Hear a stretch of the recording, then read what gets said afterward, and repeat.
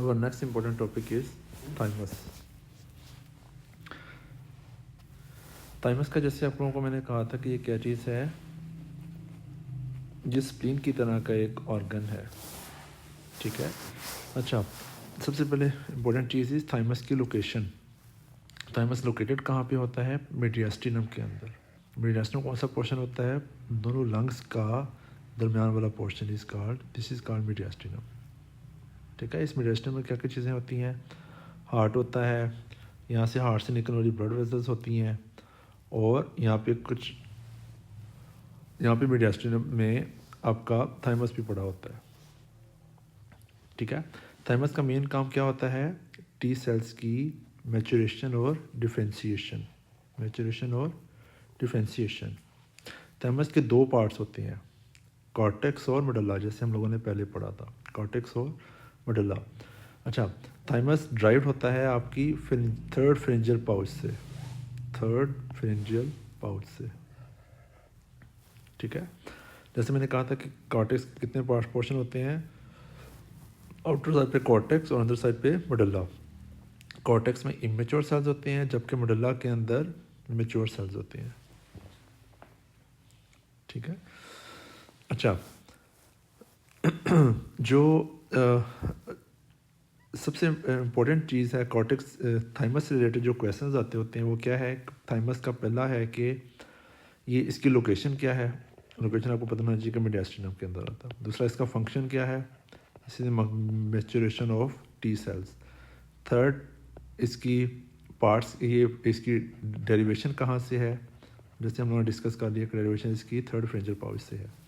चौथा क्वेश्चन इसके साथ आता होता है कि थाइमस की एब्सेंस से क्या होगा?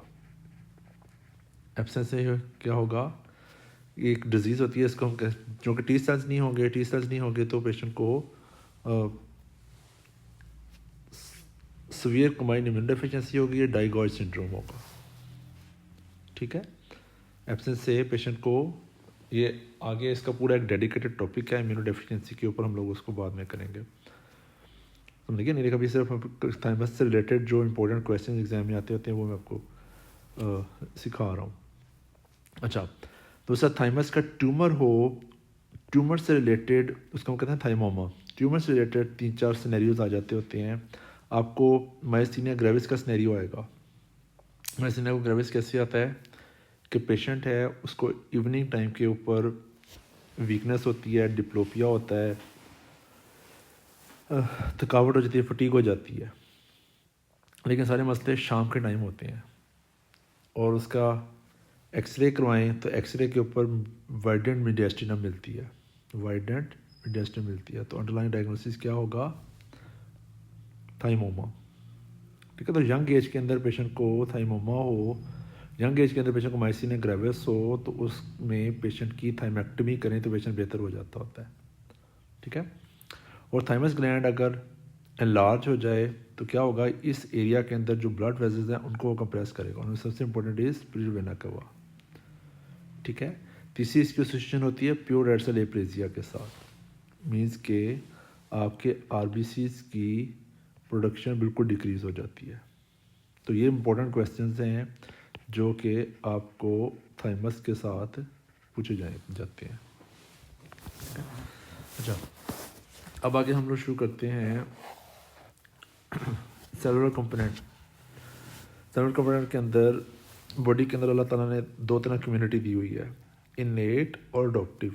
इनेट मीन्स कि जो नेचुरली बॉडी के अंदर पहले से ही मौजूद है, जबकि अडॉप्टिव इम्यूनिटी से क्या मुराद है कि जैसे जैसे कोई इन्फेक्शन नया आता चला जाता है, बॉडी उसके मुताबिक अपने आपको मॉडिफाई करती जाती है, अपने आप को अडॉप्ट करती चली जाती है, ठीक है।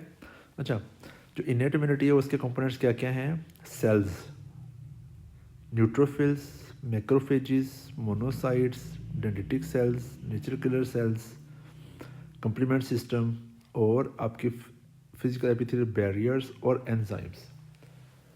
जैसे आप लोगों ने नोट किया कि हमारी स्किन है, ये हमारी इम्यूनिटी का हिस्सा है, हमारे माउथ के अंदर सलाइवा है, ये हमारी इम्यूनिटी का हिस्सा है, हमारे स्टमक के अंदर एसिड है, ये हमारी इम्यूनिटी का बहुत इंपॉर्टेंट हिस्सा है, ठीक है।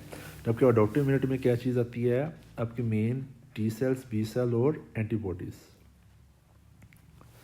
अच्छा, एक्ट कैसे करते हैं, मैकेनिज्म क्या है इस इम्यूनिटी का, जर्म लाइन एनकोडेड, ये मीन्स के ये बचपन से ही इम्यूनिटी आपके अंदर मौजूद होगी।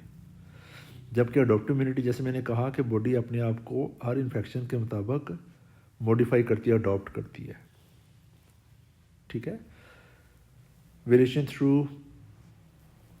VNJ recombination during lymphocyte development, जिस तरह का बैक्टीरिया आएगा, जिस तरह का वायरस आएगा, उसके मुताबिक अपने आप को इन लिम्फोसाइट्स की डेवलपमेंट होती है। अच्छा, जो इनेट इम्यूनिटी के ख़िलाफ़ जो रेजिस्टेंस होगी वो एक जनरेशन से दूसरी जनरेशन में ट्रांसफ़र हो जाएगी। जबकि अडॉप्टिव इम्यूनिटी के अंदर ये आगे ट्रांसफ़र नहीं होगी, हेरिटेबल नहीं होती, नॉट हेरिटेबल। मीन्स के अगर किसी वालिद साहब आपको कोई इन्फेक्शन के ख़िलाफ़ वो इम्यूनिटी नहीं है तो ये नहीं है कि अगले उसके बेटे को भी मसला होगा, लेकिन इसमें ये होगा, अगर वालिद साहब को मसला है तो उसके बेटे को भी मसला होगा, ठीक है। अच्छा, रिस्पॉन्स टू पैथोजेंस, ये बहुत इंपॉर्टेंट है। मीन्स के बॉडी के अंदर कोई वायरस आया, बैक्टीरिया आया, कोई भी वायरस आया तो उसके ख़िलाफ़ हमारी इन सारी इनेट इम्यूनिटी ने नॉन स्पेसिफिकली काम करना है। मीन्स कि ये नहीं देखना, इसको ऐसे समझ लें कि ये दोनों जो है हमारी फ़ौज का हिस्सा हैं। ये वो वाली फ़ौज है जो हर तरह के दुश्मन के ख़िलाफ़ लड़ेगी, और ये ISI है, ये स्पेसिफिक दुश्मन के ख़िलाफ़ लड़ेगी, समझे क्या नहीं। अच्छा,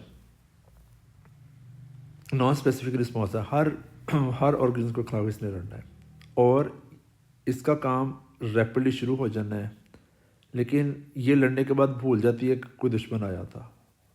लेकिन this is highly specific, means के ये याद रखेगी कि पिछली दफ़ा ये वाला वायरस आया था और इसके ख़िलाफ़ उन्होंने एंटीबॉडीज़ प्रोड्यूस करके रखी थी, और नेक्स्ट टाइम वो वाला वायरस दोबारा आएगा तो वो एंटीबॉडीज़ पहले से ही मौजूद होंगी, ठीक है। इस वजह से इसका जो रिस्पॉन्स होता है ये ज़रा स्लो होता है, ठीक है। रिस्पॉन्स स्लो होता है, लॉन्गर पीरियड्स तो टाइम तक रहता है, और मेमोरी बहुत याद रहती है, ठीक है। मीन्स के अगर आपको एक वायरस ने हमला किया है, नेक्स्ट टाइम वायरस हमला करेगा तो उसके ख़िलाफ़ बॉडी पहले से ही तैयार होगी। यही वाला इफेक्ट हम लोग वैक्सीन में देखते हैं। वैक्सीन में हम लोग वीकेंड ऑर्गेनिज्म एंटर करते हैं बॉडी के अंदर, ठीक है। अच्छा, इनेट इम्यूनिटी के अंदर आपकी बॉडी की मेन प्रोटीन्स कौन कौन सी हैं, that is lysozymes, complements, C reactive proteins, defensins और साइटोकाइंस। जबकि इसके अंदर इम्यूनोग्लोबुलिन्स, ये याद रखने वाली बात है, आपके बी सेल्स इम्यूनोग्लोबुलिन्स प्रोड्यूस करते हैं, ठीक है। अच्छा, ये अपने दुश्मन को पहचानते कैसे हैं, टोल-लाइक रिसेप्टर्स से, जबकि ये कैसे पहचानते हैं, मेमोरी सेल्स से। इसके अंदर आप लोग इतना एक लफ्ज़ याद रखें, ठीक है। मेमोरी सेल्स से, मेमोरी सेल्स जो हैं, जैसे मैंने कहा कि अगर एक ऑर्गेनिज्म दोबारा एक्ट करेगा तो बॉडी पहले से ही उसके सिस्टम में फीड है कि ये ऑर्गेनिज्म पहले भी आ चुका है और ये हमारा दुश्मन है और हमने इसके ख़िलाफ़ लड़ना है, ठीक है। जबकि ये कैसे काम करती है, टोल-लाइक रिसेप्टर्स के साथ, ठीक है। इसमें इतना ही याद रखें। अच्छा जी, फिर आते हैं major histocompatibility complex. MHC जो है ये भी एक बहुत इंपॉर्टेंट टॉपिक है। दो होते हैं MHC बेसिकली। MHC बेसिकली है क्या चीज़, एंटीजन प्रेजेंट करते हैं। एंटीजन जब भी कोई वायरस, बैक्टीरिया, फंगस, पैरासाइट कुछ भी आता है बॉडी के अंदर, उसके जो सेलुलर कंपोनेंट्स होते हैं उसको हम एंटीजन कहते हैं। उसी से पहचानते हैं कि ये कौन सी चीज़ है। इसको ऐसे करें कि जैसे कि ये बॉडी की फोर्स का ये शनाख्ती कार्ड है। ठीक है, तो ये शनाख्ती कार्ड ले लेके लोगों को डिफरेंट दुश्मन को डिफ्रेंशिएट करते हैं कौन सी चीज़ क्या है। तो दो याद रखने हैं, MSc1 और MSc2। ठीक है। अच्छा, जो MSc1 है उनके नाम होते हैं ABC A, HLA-B A, HLA-B, HLA-C, जबकि इनके नाम होते हैं HLA-DR, DQ और DI। ठीक है। 1 जो है CD8 के साथ कंबाइन करता है, जबकि 2 जो है वो CD4 के साथ कंबाइन करता है।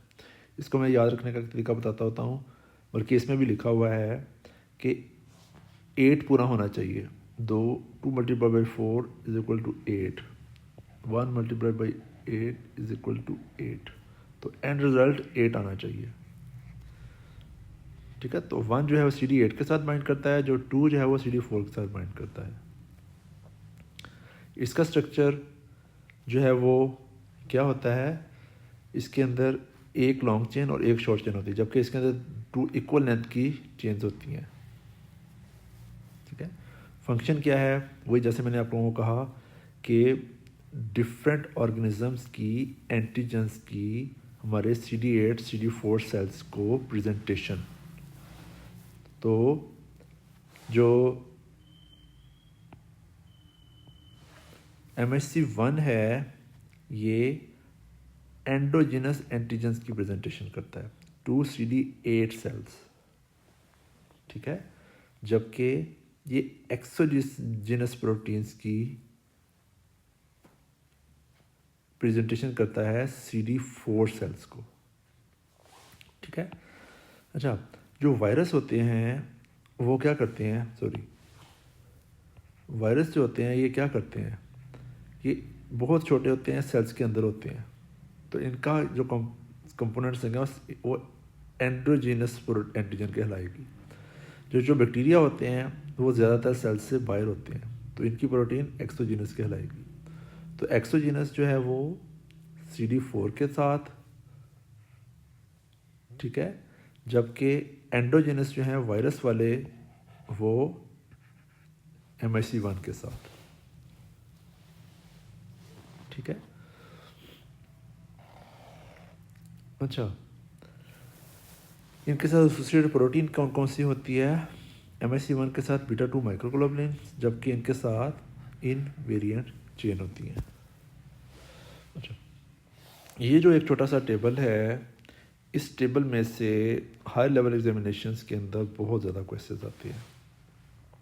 ये आपको इसको रटा लगाना पड़ेगा, इसमें समझाने वाली कोई बहुत ज़्यादा एक्स्ट्रा ऑर्डिनरी चीज़ नहीं है।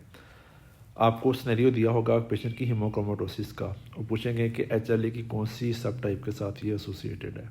तो A3 is associated with haemochromatosis, B8 with Addison disease, myasthenia gravis और Graves disease, B27 with sero negative arthropathies के साथ, means psoriasis and corneal spondylitis, arthritis associated with inflammatory bowel disease और reactive arthritis के साथ, HLA-C with psoriasis, HLA-DQ2 D8 with celiac disease, DR2 with MS, SLE good posture, D3 with type 1 diabetes mellitus, SLE Graves disease, Hashimoto's और Addison's disease, और DR से मैंने याद रखा था 4, रूमेटॉइड आर्थराइटिस में R आता है और 4 में R आता है। ठीक है, DR5 हैशिमोटो थायराइटिस। इनको याद रखने के लिए ये कुछ फार्मूलाज दिए गए हैं, आपने इनको इन फार्मूलाज के तहत आप इनको रट सकते हैं। इतने से पोर्शन को याद लाजमी कीजिएगा, क्योंकि ये one of the favourite topic है MCQs बनाने के लिए। ठीक है। अच्छा जी, छोटा सा कंपोनेंट हमारा कि हमारे जो बॉडी के नेचुरल किलर सेल्स हैं वो क्या हैं, उनका मेन काम क्या होता है, lymphocyte member of इनेट immune system. ये क्या करते हैं, ये अपनी ताकत इस्तेमाल करते हैं, ये ज़ोरावर होते हैं, इनके अंदर इनके पास ज़्यादा वेपन्स होते हैं। परफरेंस ग्रेजाइम्स, ठीक है, यूज़ करते हैं, क्या करते हैं, दोनों यूज़ करके अपोप्टोसिस इंड्यूस करवा देते हैं। अपोप्टोसिस क्या होती है, सेल जो है ना इटसेल्फ अपने आप को डिस्ट्रॉय कर देता है, समझ गए नहीं। ऐसी है जैसे कि एक कमरे के अंदर बम डाल के, बम रख के उसको टाइम कर दिया जाए और टाइम पाने पे बम फट जाएगा तो कमरा तबाह हो जाएगा। सेल को एक कमरा समझें और इनके ये जो परफोरिन और ग्रेजाइम को हम लोग बम समझ लें, ठीक है। जिन सेल्स के जो सेल्स इन्फेक्टेड होते हैं या जिन सेल्स के ऊपर कोई मलिग्नेंसी आ जाती है तो उनको ये अपोप्टाइज कर देते हैं, ठीक है। ये उनकी एक्टिविटी इन्हांस होती है इंटरलेकन 2, इंटरलेकन 12, इंटरफेरोन्स अल्फ़ा और बीटा के साथ, ठीक है। अच्छा, MHC1 के साथ इनकी एसोसिएशन होती है, और लेकिन जो दूसरे हैं एंटीबॉडी डिपेंडेंट भी ये काम कर सकते हैं। एंटीबॉडी डिपेंडेंट क्या था, आपकी एंटीबॉडी कहाँ से आती हैं, आपकी अडॉप्टिव इम्यूनिटी में बी सेल्स से, जबकि आपके MHC1 जो है वो किसके साथ एसोसिएटेड है, CD8 सेल्स, CD8 के साथ, ठीक है। अच्छा, मेजर फंक्शन हुआ B cells and T cells. B cells, ये इतना सा जो पैरा है ना, ये बहुत इंपॉर्टेंट है। बी सेल्स के साथ जैसे मैंने आपको कहा था कि बी सेल्स डिफ्रेंशिएट होते हैं प्लाज्मा सेल्स में, ठीक है। तो प्लाज्मा सेल्स क्या चीज़ प्रोड्यूस करते हैं, ह्यूमोरल इम्यूनिटी। इम्यूनिटी से क्या मुराद है, एंटीबॉडीज़ प्रोडक्शन, एंटीबॉडीज़ प्रोडक्शन, ठीक है। बॉडी के अंदर कोई भी ऑर्गेनिज्म दाखिल होगा उसके ख़िलाफ़ स्पेसिफिक एंटीबॉडीज़ प्रोड्यूस होंगी।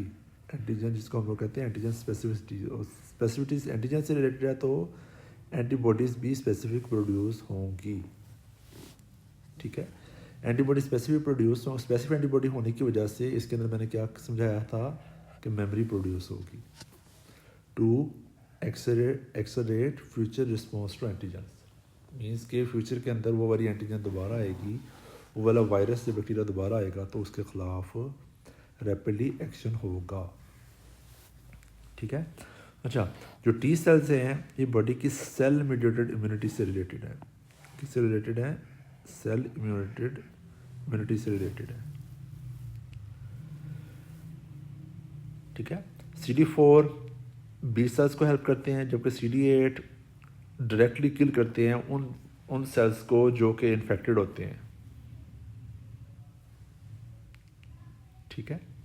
अच्छा, जो टी सेल के साथ एक बड़ी इंपॉर्टेंट याद रखने वाली चीज़ है वो है आपकी, अभी हम आगे पढ़ेंगे hyper sensitivity, type 4 hyper sensitivity, और आपका क्या कहते हैं उसको, ग्राफ्ट रिजेक्शन। ऑर्गन ट्रांसप्लांट के जब किसी बॉडी हमारा रीनल फेलियर हो गया, रीनल ट्रांसप्लांट हुआ तो बाहर से किसी और बंदे का गुर्दा आके लगाएंगे तो उसके खिलाफ इम्यूनिटी प्रोड्यूस होगी।